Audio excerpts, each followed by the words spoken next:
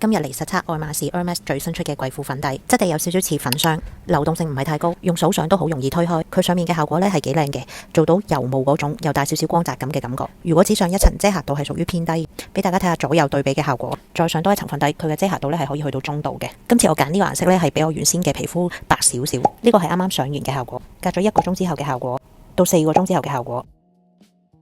咁依家咧就係我搽咗呢支 Hermes 粉底8個鐘之後嘅情況啦。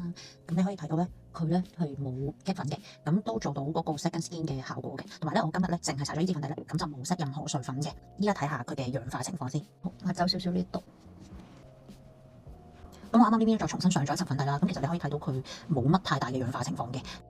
總括嚟講咧 ，Hermes 呢支粉底咧對我嚟講唔算有太大嘅驚喜啦。咁我係屬於乾性皮膚啦，而佢咧我覺得保濕度嚟講唔算話真係太過出色嘅。可能去到搽咗佢2-3個鐘之後咧，我就開始 feel 到我個皮膚係有少少掹緊啦。咁如果你真係超級乾性皮膚嘅話咧，咁可能我真係建議你可以考慮第二啲牌子啊，或者真係夏天先用佢咯。另外咧，仲有一樣嘢要留意嘅咧，就係咧佢係有香味嘅。我反而咧係幾推薦入手呢一支數啦。咁佢除咗可以上粉底之外咧，我諗佢上一切嘅膏狀嘅產品咧應該都冇問題嘅。因為咧我覺得佢個鬆軟程度咧其實真係啱啱好啦，又唔會太大支啦，而且咧佢掂落個皮膚度係超舒服㗎。仲有呢個咧調色棒同埋呢個調色碟咧，其實佢哋一 set 咁賣嘅。因為我平時係用開呢啲調色棒同埋呢啲調色盤嘅。咁你睇下呢個係咪即刻 another level？ 同埋呢一個咧佢係有一個直膠喺度嘅，所以咧我諗佢愛嚟 mix 顏色啊，或者撩啲粉底啊面霜嘅時候咧，其實係幾好用嘅。